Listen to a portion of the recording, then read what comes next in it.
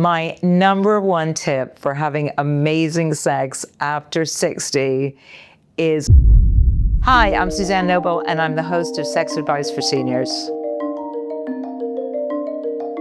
My interest in sex started after my marriage. Like so many people, I was married quite young, in my 20s. I suppose that's considered young nowadays. Met my husband, was with him for a couple of years before we decided to get married, had a couple of kids, was married for 10 years, and we were working together, which wasn't the greatest thing if you want to maintain your intimate relationship. Often we bring work home with us, and it started to become really stressful building a business whilst raising children and also trying to have a relationship. And gradually the part that eventually ended up falling away was the intimate part, and the part that ended up remaining was the work part and the bringing up kids part. Eventually, after about a decade, we decided to get divorced, and very quickly I dove into the online dating scene, which was very new at the time. You got to imagine this was like 25 years ago. So not everybody had computers, and certainly the whole concept of meeting people online was really new and quite exciting, actually. And I have to say that doing that opened up this world to me that I just didn't know existed. So I'm having all of these conversations online, I'm going on all these dates, I'm meeting all of these people, and about 6 months after my divorce, I met this guy at Soho House, which was the original Soho House. So there was just one of them at that point. Everybody, again, kind of knew each other. It was a very lively place, it's putting it mildly. And I got into a relationship with this guy. What I didn't know is he was an alcoholic, and he also had a predilection for, well, just for being adventurous, sexually adventurous, let's just put it that way. And up until that point, I hadn't really been sexually adventurous. I'd had a, very traditional marriage. And this guy just wanted to, he just wanted to do lots of different things. And I thought, well, this is pretty exciting stuff. We just started going to some clubs and just being very out there, I would say. And then 2.5 years after that relationship started, he died of liver cancer. And at that point, I sort of reflected on my marriage, this crazy relationship that I'd been in, sort of my relationship history, which I'd have to say wasn't great, and decided that at that point in time, I didn't want to be with anybody exclusively. I'd just wanted to kind of live out my fantasies, and I didn't want anybody that wanted to get deeply involved with me. I wanted to be non-monogamous. I just wanted to go out. By this point, online dating and the whole online world had evolved. There was much more opportunity and ease to meet people. I was in my early 40s at this point, so I was, still kind of raving for it. And yeah, I met somebody who, like me, had the desire to also just do lots of, explore kink, explore tantra, explore this, explore that. And he said, would you like to kind of hook up on a non-monogamous basis and just have some fun? And I said, yeah, that sounds great. He was involved with somebody else who didn't really want to do anything that he wanted to do. So we started going to clubs. We went to a naturist village in France, which was pretty crazy. And I had multiple partners, and I just started thinking about what it was that I really enjoyed, what made me happy. And I did that for a considerable period of time until eventually, a few years after I went on this journey, I reflected back on where I was and thought about my marriage, my subsequent relationship, all the stuff that had gone on. And I thought, if I don't write this stuff down, nobody is actually going to believe that I did any of it. Because even I didn't believe when I looked at what I had all the things that I'd done. I didn't believe it. So I sent off a proposal to a few publishers with just a rough, I'd started writing stories, like erotic stories about all of these experiences for myself, really. And very quickly I got a publishing deal. And I guess it was about a year and a half or so after that, I ended up with a best-selling book about my own sex life. Eventually, I came to my 50s, the menopause. At that point, I'd slowed down on all of these activities. And then the menopause came, and it was a bit of a revelation, because I think that in my head, I just thought I was going to be this really sexual, out there person. And then suddenly I found I didn't have much libido.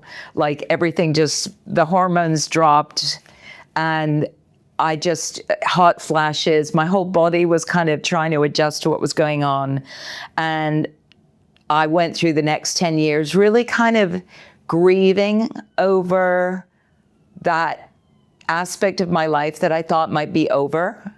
I knew that I didn't want to do that crazy shit anymore. I kind of had worked out what I liked and what I didn't like. And I thought, yeah, some of that was really fun. Some of that was kind of stupid. Some of that actually didn't give me that much pleasure. Some of that kind of fun to watch, but not really for me. And I went through the menopause as a fairly, I would say, boring, traditional kind of way. Didn't really go out with too many people. Went back to being monogamous. Ended up having a few very quiet, normal type of relationships. And then I was with someone again just towards the end of COVID. And once again, he ended up being chronically ill and dying. And in my 60s, I kind of looked at things and thought, some of that stuff I used to do was kind of fun. And some of it I don't want to do. And I wonder what would happen if I just became a non-monogamous person again. If I just kind of went along, just kind of did my own thing.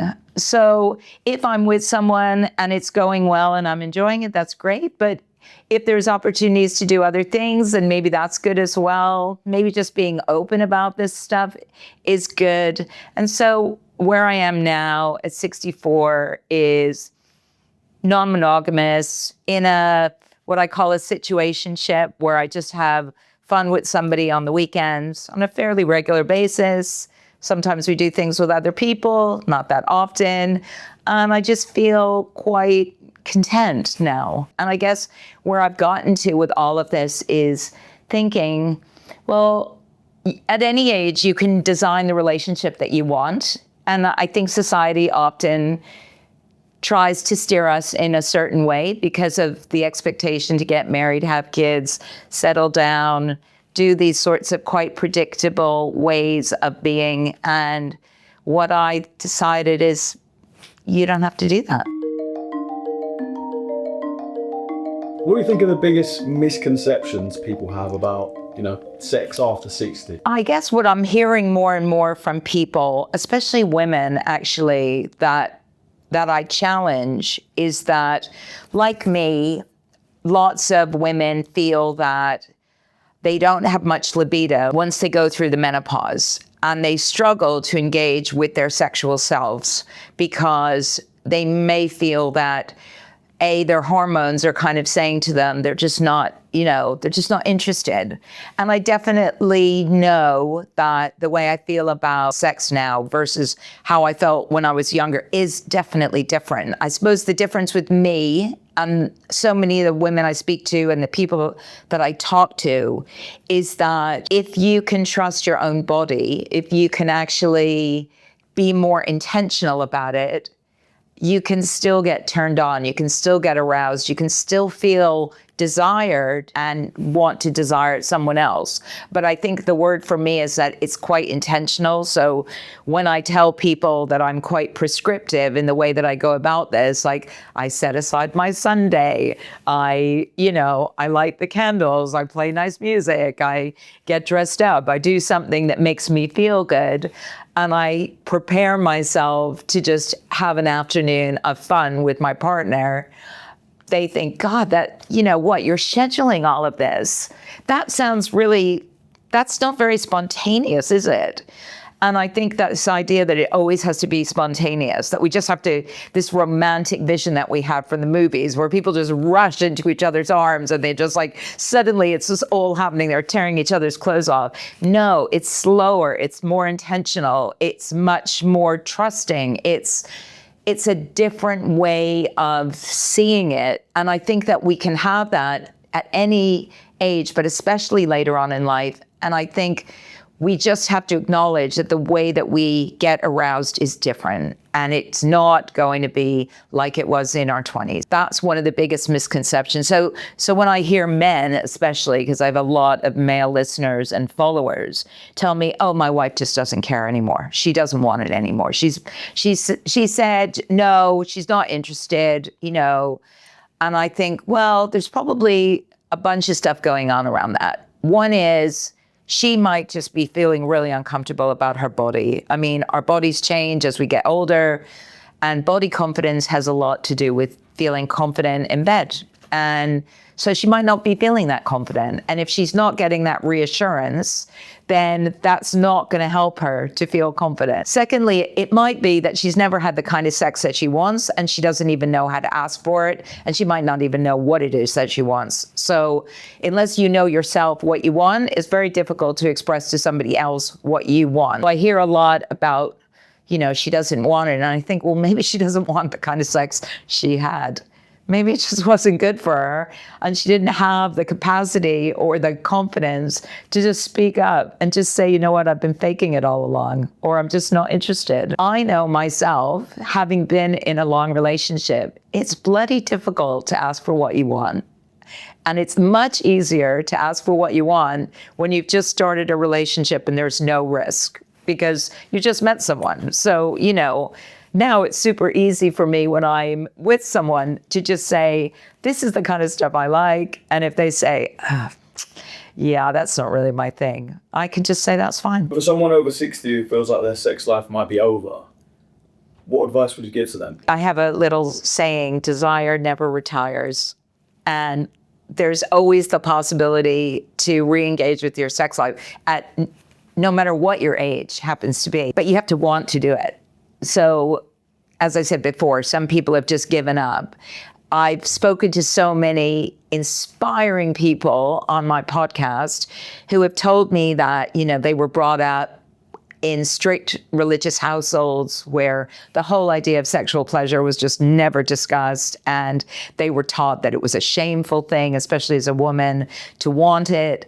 And then they went on some Tantra courses, and there's some amazing people like Jan Day, for instance, amazing Tantra teacher, who really do help people who perhaps have thought, I want to figure out what this is all about. I've never enjoyed sex, and I want to figure out if I can. And so there's plenty of opportunities to talk to therapists, to go on workshops. There's so many resources out there. I've done something like 170 episodes of my podcast, and I'm still learning stuff all the time.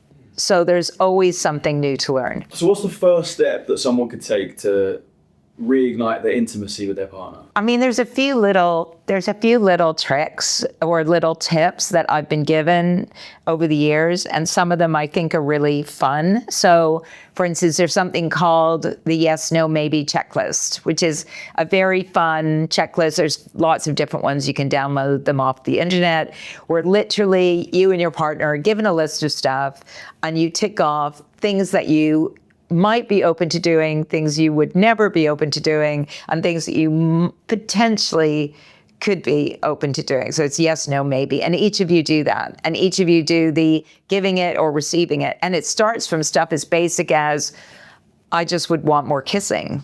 It doesn't have to be kinky stuff. It could just be more, I'd like a massage. I'd like more touching, more foreplay. So I think that's a very non-confrontational way, because I think often we end up blaming people. You never do this. You said that you would do that. You never do that. Instead of saying, when you don't do that, this is how I feel. The other thing, if you're really scared, is and I've done it sometimes, is that you'll refer to something that you say you've heard somewhere else, and And you'll just see what the response is like, right? Like, oh, I was listening to a podcast the other day and, they were talking about BDSM or something. Have you ever, explored that? It's like, if you no, that stuff's weird, right? You just go, oh, okay, shut down. For those people who are single, how can seniors safely explore dating and a sex life at that age? I hear a lot from people that are trying to find a partner at this age, how difficult it is. And I think a lot of people that I know have got some very long tick boxes that they need to fill them all. So I would say, try and be open to the possibility that people might not tick all your boxes, but they might tick some of them. I think as regards to safety, there's just some really basic things. For me, I try to get off the apps. If I'm on an app, I try to get off as soon as possible. So I don't advise multiple texting, lots of, online engagement. Try and meet them in a public place. Pretty soon, if you're getting a good vibe, pretty soon after you've started, talking to them, and allocate no more than an hour. Just say to yourself, I'm going to meet this person in a coffee shop for an hour, and no, there's no judgment. I'm just going to go into it with an open mind. And I think the most important thing for me is that with all of this, it's about not investing too much hope. Because it is time consuming. It takes a load of energy. And, I know lots of people who have been incredibly successful at finding a partner at this age. And I'm shocked at how many friends of mine are now getting married. So I know that it happens. There are numerous challenges to being sexual in later life. I mean, 50% of all women have what's called GSM, which is like, could be vaginal dryness, could be some sort of, tearing of the vaginal walls, could be just painful sex, mainly. I mean, lots of women stop having sex just because it's painful. And I think one of the things that is available for women that everybody I advise should take is go to your doctor, ask for some vaginal estrogen, just sorts out most of that stuff instantly, or very quickly. And of course, with men, as their testosterone levels drop, other things happen. They might experience problems with erectile function, and that's like pretty common. And again, the thing about that is it often signifies an issue with their heart, right? It's so tied to vascular function. So if a man's experiencing problems down there, often it's because he's got clogged arteries and it's just the blood's just not making it down there for some reason. So I'd always say, go and see a doctor if you're experiencing issues on an ongoing basis with having erections. And then often I hear about like mobility issues, right? Dodgy hips, dodgy knees, physical changes, putting on weight, body confidence, all of that. And I just say there are numerous ways to have sex beyond the way that you may have always had it. So there's lots of different positions you can try that might take the pressure off your hips, might take the pressure off your knees. So there's lots of things that you can do. So there's no reason it has to stop. One of the things that I've learned through sex advice for seniors is that many doctors themselves are not very comfortable talking about intimacy with older adults. So often people they don't ask questions about their sex life because there's an assumption often that we don't have sex. So people either just suffer in silence or they're just ashamed or embarrassed to ask questions. And that's really sad because most of the problems that we experience at this age that make sex painful or difficult can be overcome. And it's really about knowing the right questions to ask your doctor, and also for your doctor to give you the time and space to be able to feel comfortable about asking those questions. Do you think sex actually gets better as you get older? I think that the sex I had in my 40s was pretty off the scale. So I really like the sex I have now, but on balance, like there were certain things that were just easier back then, just from a physical point of view. I would say that the thing that definitely becomes easier for most people is just the ability to communicate what you want, and not to attach too much emphasis to it if it turns out that somebody doesn't want to do the same stuff that you do. When I was younger, I was probably a lot more dramatic about everything. And now I'm much more relaxed. I'm much more comfortable about just going, I'm really tired. Can we just stop for a while and have a cup of tea or something? Or just chill out, or I need some chocolate. If you could give your 30-year-old self one piece of sex advice, what would it be? Oh, gosh. Know your own body. Because if you don't know your own body, then you're not going to be able to tell somebody else what you enjoy. And finally, what's your number one tip for having amazing sex after 60? My number one tip for having amazing sex after 60 is learning how to communicate what you want with your partner. Because without good communication, you can't have good sex. That's it. I mean, it all boils down to good communication. That's it. And if you don't know how to talk about sex with somebody else, then you're not going to get what you want.